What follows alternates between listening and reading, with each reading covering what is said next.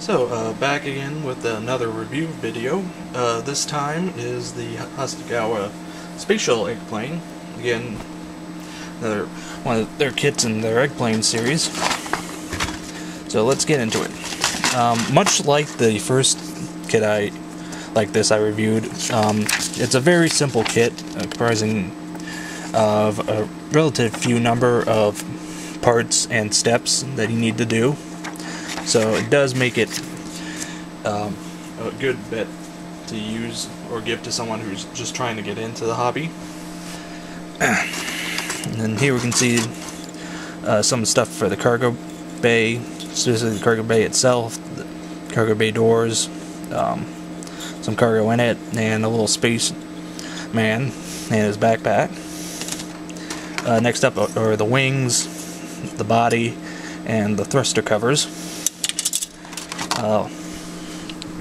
Next we have all the heat guarded places, as well as the bell thrusters and their point where they connect to. One potential area where you might be able to add a little detail is going with potentially aftermarket metal bell thrusters. I know several companies make them for Gundam kits. However, I don't see why you couldn't potentially use them here to make your kit look a little neater. I'd have to suggest doing some research first if you're going to go that route. And then next we have a little landing gear for it. Next, then here in fairly, I would say erroneously protected, is the windscreen. And last but not least, if I can get this up, is a bit of metal wire. As if you look in the instruction sheet, you can see a little umbilical for the spaceman, and some degree probably also, so if you choose to display it in flight and him out working.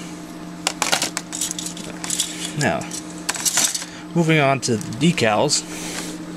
Now, this first sheet, at least on my copy, is fine. However, on the second sheet that has some of the stencils, I don't know how well this will show up, but there is some yellowing, which is not that noticeable, but it is there. One interesting thing I noticed, however, on this decal sheet, and I don't know how well it's going to show up, if at all, on the camera, but if you look closely at this little red flag, and this could potentially just be a tell of how old this kit originally was. I'm not sure when it was first produced. Looking at the copyright stuff on decal sheet tells me at least that this particular boxing was done in 2007. But you'll notice a little Soviet Union flag, which I thought was interesting to have on both the fact that it's on a U.S. spacecraft, but just the fact that it's still here given that the Soviet Union no longer exists. Now, another thing of interest that you can see both here on the instruction sheets and here on the box art in color this time, but excuse me, sorry. You can see that they used bare metal foil for the cargo doors. Now, given the relative low cost of this kit, I would say, and to some degree even recommend, using this as a good way to practice or experiment with using bare metal foil, as supposedly it's supposed to give a more realistic effect due to the fact that it's actual metal. But again, like I said, it's an option to go with, and I like the fact that they even pointed out that they did this, and I'd say it's a good point to Hasegawa for the fact that they're trying to inspire modelers to try different things. So, overall, I'd say this is a good kit, especially considering the cost, and the fact that these really aren't meant to be something you spend hours and hours laboring over.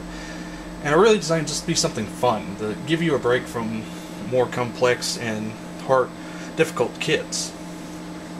And also as a good way to bring in new modelers to the hobby. So, that was Huskow's Space Shuttle Eggplane, and until next time.